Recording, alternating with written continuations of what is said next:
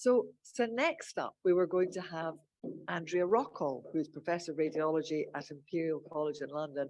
Sadly, she is in her bed with the kind of the latest variant of the flu bug, not COVID, fortunately, but she's really not well.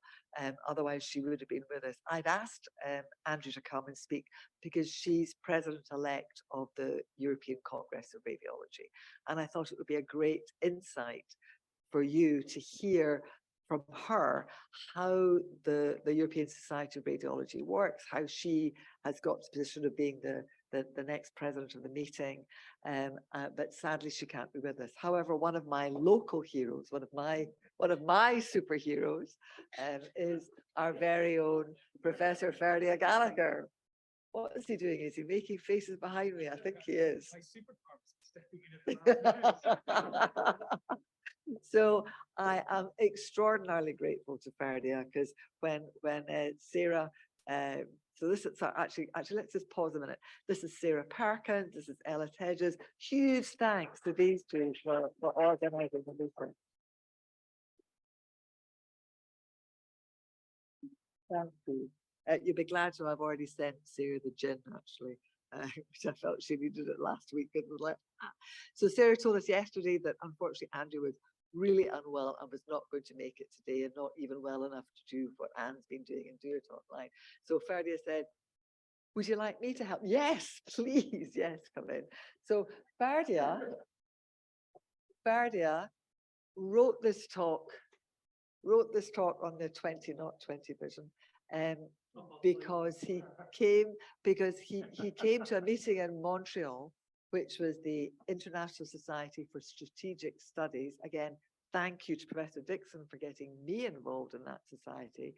A very, very interesting international group, which is a joint meeting with industry. And Ferdia has come along as one of the young emerging leaders and gave this talk at the meeting. And so I'm delighted that you're going to give it to us today. I think it's called Biomedical Imaging Research in the Next Decade, the future of imaging. Ferdia, thank you. Subtitle. Oh, thank you. I'll put this on. A 2020 vision for 2030 with a question mark. So as I was listening, this is a new jacket. I can't get into his pocket. She's going to have to stay here for the whole talk, standing next to me. So as I was listening to your talk, I was thinking, yeah, I probably do have imposter syndrome. You know, which one of those really suits me? And then I looked down this list, and I went, Professor Andrew Rockall, I don't have imposter syndrome. I really am an imposter here, unfortunately. So we wish Andrew all the best. And so this is being put together in a little bit of a hurry, but I hope may be of some interest. And a particular thanks actually go to Martin Graves for his ideas and thoughts. We had been discussing this over some time. So all the good ideas are mine. If you don't like any ideas, he's second row, third seat along. Go and speak to him afterwards. So, okay, I'm preaching to the converted here. Imaging is great. Make imaging great again. So this is quite an old paper now, so asking physicians what they thought were the greatest medical innovations. I'm sorry, there's a black box up there. It's not on my screen here. And of the top 15, 6 of them, at least, are imaging. In fact, number 1, if you look at it, is MRI and CT. I think those are probably separate innovations, I would argue. So clearly, that's had a major impact on what we do. And this is another way of looking at it. This is NHS Improvement, which said that access to imaging and to competent reporting underpins 80% of all clinical decisions. So imaging is great, isn't it? So what have we done with it? Well, I think you're probably all familiar with this. I mean, we're in the era of precision medicine. We don't treat every patient in the same way. We treat patients according to their particular needs. We use biomarkers to help discriminate different groups of patients. Imaging is a really key part of that. So, I mean, this is everyday medicine for us. But I'd like you to imagine what might be the future, which is moving from precision medicine through to precision health. So from cradle through to grave, we have access to information about us. We have wearable devices. We'll be carrying devices in our pockets, which will monitor what we're doing, our heart rates. You'll have things in your house, which will also monitor you. The eye mirror that will see what changes go on in your face. The eye toilet that will do urinalysis. the eye bra, the eye pants, which will look for various changes in those organs that they may cover. And all that information will be fed back into integrated health portals. And so that we can learn from it, we can decide when do we need to be screened, when do we need to intervene, can we teach people how to change their behaviors? And the ultimate aim would really be to move from treatment on the left-hand side through to the right-hand side. Can we predict disease? And by predicting it, can we prevent it? And if we can't prevent it, can we look at it earlier? And by looking at it earlier, can we cure it? So really, this is where imaging is going to play a major role. And just some of the ways in which imaging and novel imaging can really influence what we do. So as I've already talked about some of these, detect disease earlier, stratify disease better, put us into those bins for treatment. Can we target the tissue more accurately using imaging? Early treatment response monitoring, I'll talk about in a second.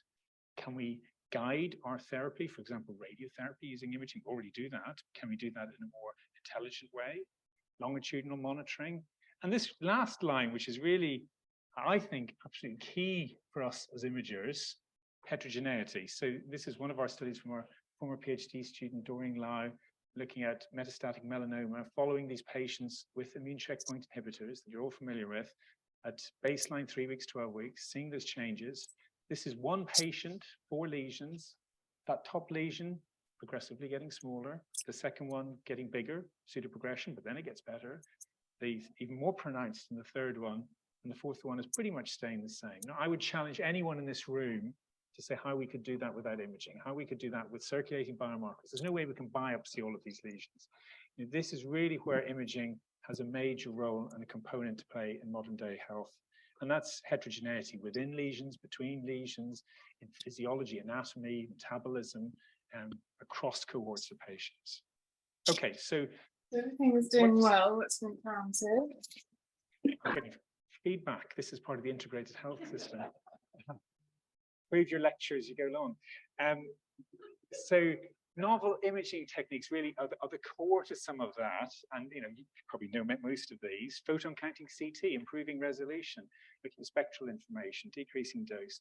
Total body PET, something we hope to have in Cambridge in the not too distant future, reducing doses by maybe 40-fold. So we can look at, for example, fecal PET. We saw some beautiful examples at ECR. I'm looking at dynamic PET in real-time tracers going into a tumor and being taken up. Combining technologies, MR Linac there, for example, so we can use the MR information to guide how we give the radiotherapy, to know where are the areas of the tumor that need more radiotherapy.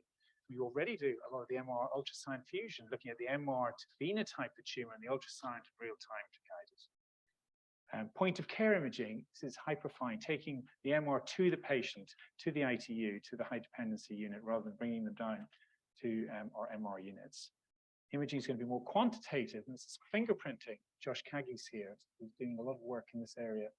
We can look at our MR new ways, multinuclear MR. This is a sodium image, courtesy of Mary McLean, who's here as well today. So this is not an image of water, but the sodium distribution in the kidneys and the spine. So these novel techniques are really what we're very good at in imaging. And with them, we can phenotype patients in new ways. So across scales, number one. So going from what we're really used to, anatomy. Most of radiology is at the top of this, but we also do some physiology, looking at blood flow, diffusion-weighted imaging, looking at metabolism with PET, but potentially in the future, can we look at protein expression? Can we look at gene expression? Can we do a multimodal approach? So image the patient before surgery, image them during surgery, take the tumor out in surgery, and look at the multi-regional biopsy. Ines is here, and Ines has been doing a lot of this work with kidney cancer. Can we take some of these tumors, grow them up in mice, and while the tumor has been treated in the mouse, go back to the patient, a co-clinical study where we learn from which drugs or which treatment the mouse is responding to, and give those to our patients. And then in the bottom, can we look at new ways at our tissue? Don't restrict imaging to simply in vivo imaging, but how we can do that ex vivo, how we can apply, for example, proteomics, transcriptomics to the tissue that we acquire, link that to the in vivo imaging. So this multi-scale, multimodal, multi-omic approach certainly is one of the ways in which we were going to phenotype our patients in greater detail in the future. So the other side of the coin, which we're very good at in imaging, is contrast, generating contrast in different ways.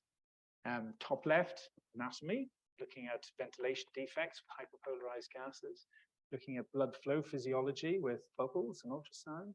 Some of our own work here in the top right from Cambridge, looking at in vivo biochemistry. This is like a veritable medical student curriculum, isn't it? And this is work from Nikita, who's here, and Tristan, looking at prostate cancer, and Josh, Ali, and Mary looking at labeled glucose in new ways. We can look at immunohistochemistry in vivo with labeled antibodies, and some new examples here, gene reporters, nanoparticles. But perhaps one of the ways that we can think about this is no longer to take snapshots of tissue, but actually looking at the dynamics in new ways. Can we perturb a system? So that's not only just with drugs, but can we give oxygen, can we exercise, glucose, see how that changes so that we can understand the human body in new ways? And not just the focus on disease, but also can we look at health? And just to give you one example here, if we take total body PET and in vivo immunohistochemistry labeled antibodies, can we start to see the immune system in ways that we've never been able to phenotype it before? And I think this will be very, very powerful. And that's just normal, how we all vary and in our own makeup and immune system. Okay, so some things maybe we don't do as often in radiology, but is imaging, and maybe we should start to embrace it. Interoperative navigation. There are a couple of examples that have recently got FDA approval for interoperative tracers like folate imaging in ovarian cancer. There's another example in lung cancer. The top left one is in fact pancreas cancer. Can we display our images in new ways? So instead of looking at a 2D screen, can we look at a hologram? Can we rotate our image in three-dimensional space? Perhaps have a coffee, sit down, rotate your image, then report it. Mixed reality. Now, this is something, again, which as yet is a little distant from most radiology departments, but taking virtual reality and the real world and fusing them together. This happens to be a potato. It's supposed to mimic tongue surgery, and it's by some of our colleagues in Stanford. But it just demonstrates the power potentially of what we could do with mixed reality. So we can use this for training, and we can use it for guiding biopsies. But imagine where you can combine histopathology with in vivo imaging in the virtual world, rotated in space, and then expanded and contracted like a Google map. So really powerful tools. But sometimes we've got too many tools and we need to find applications. We've got a shiny hammer and we need to know what the added value of that is. So I'd like to turn to John Venn here, who is a famous member of my college in Keys, and we honor him with this window. Windows in my college have been a bit controversial for those of you who read the papers, but this is one that remains up.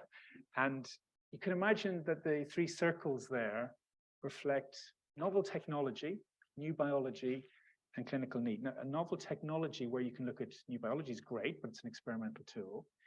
A novel technology which kind of has some clinical application is great, but imagine that sweet spot in the center where you've got new technology which can probe new biology and also have a clinical application. And that really is potentially the area where we have very powerful tools to apply to medicine. We'll produce things which are quantitative, which are technically validated, i.e. repeatable, reproducible, biologically validated, and ultimately, if we can get it, which are fast, cheap, and efficient. So big area of growth within radiology is understanding value in what we do.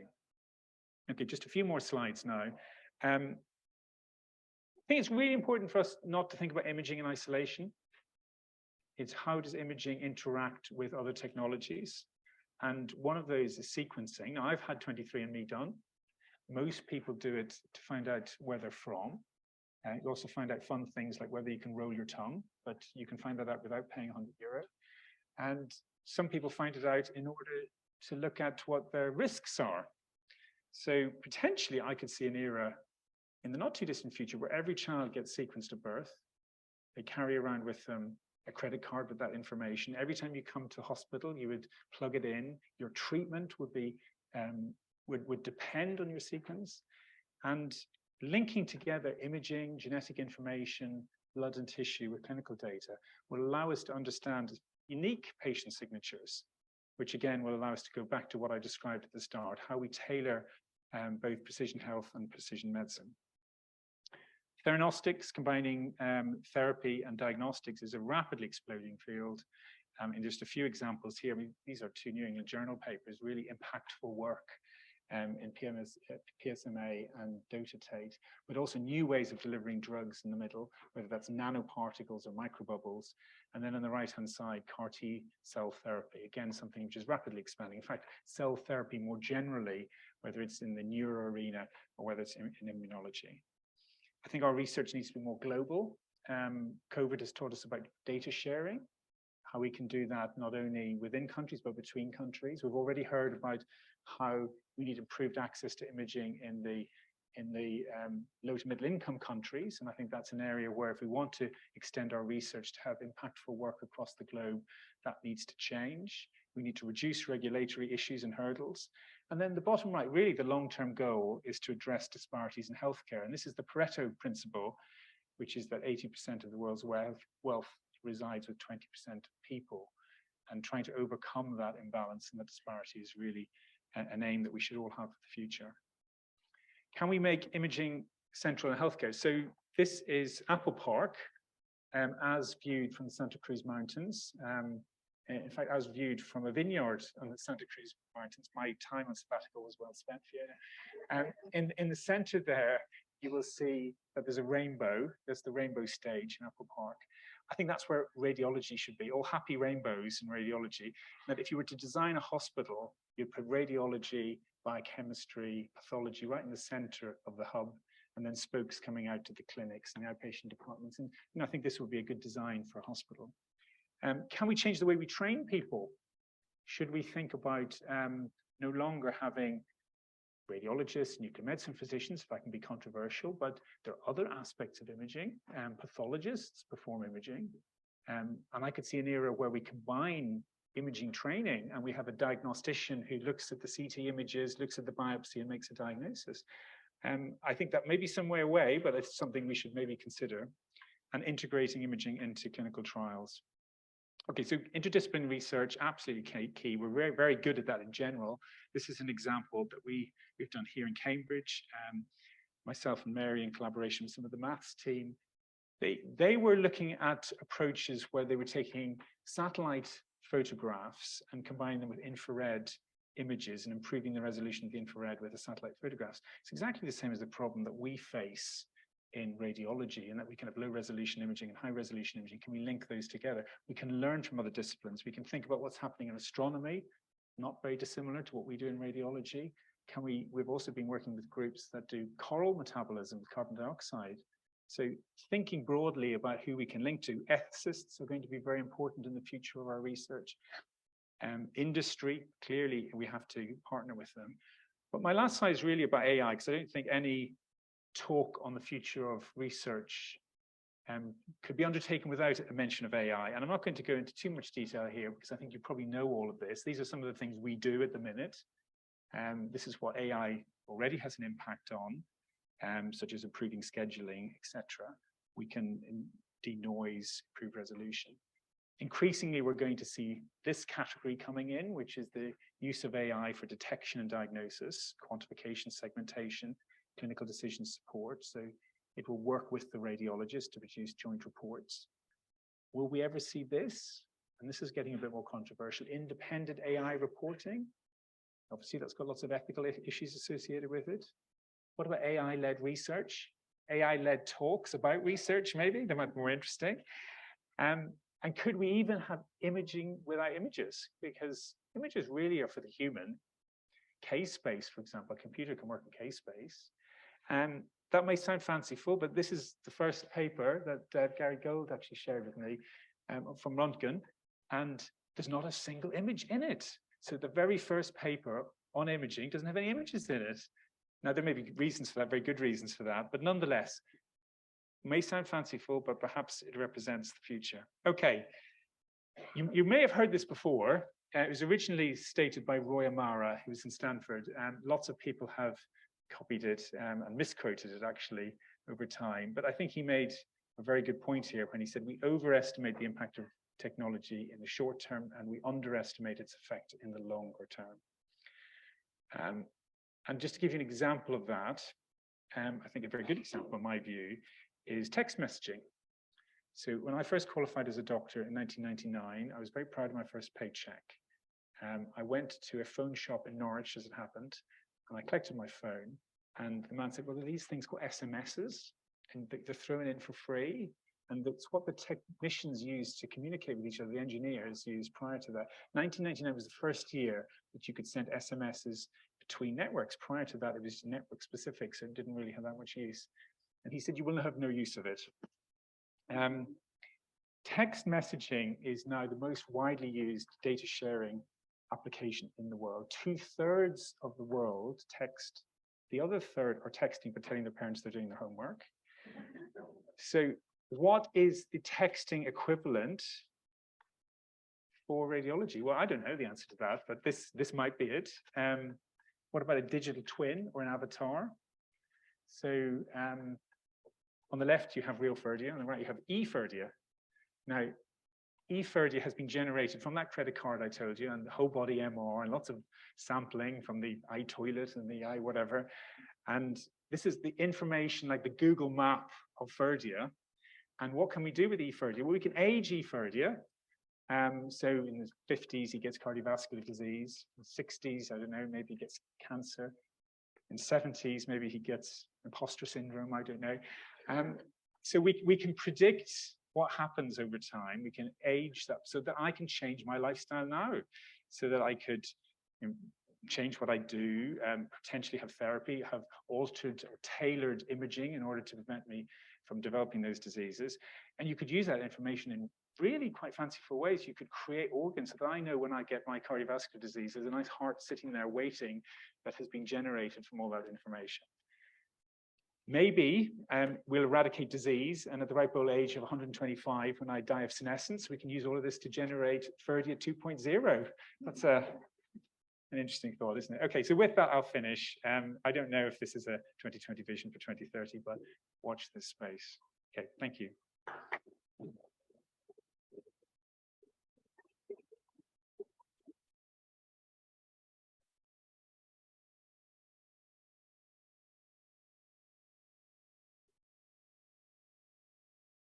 Oh, sorry. We're tied together. So that was a fantastic view of the future. The great thing is that many people in this room will be part of shaping that future. So I think with that, we are remarkably on time. Traditionally, this meeting has always run late. So congratulations to the people in the front here for sticking to time. The good news is we're having a drinks reception here, just literally outside the door, so you won't get lost. Please stay and have a drink with us. The most important thing, as you've heard from several of the talks today, is communication. Those who are online, thank you for joining us. I'm sorry you can't join us for drinks. Hopefully you'll be with us next year in person. But to all of you here, thank you so much for coming, and please stay and have a drink with us.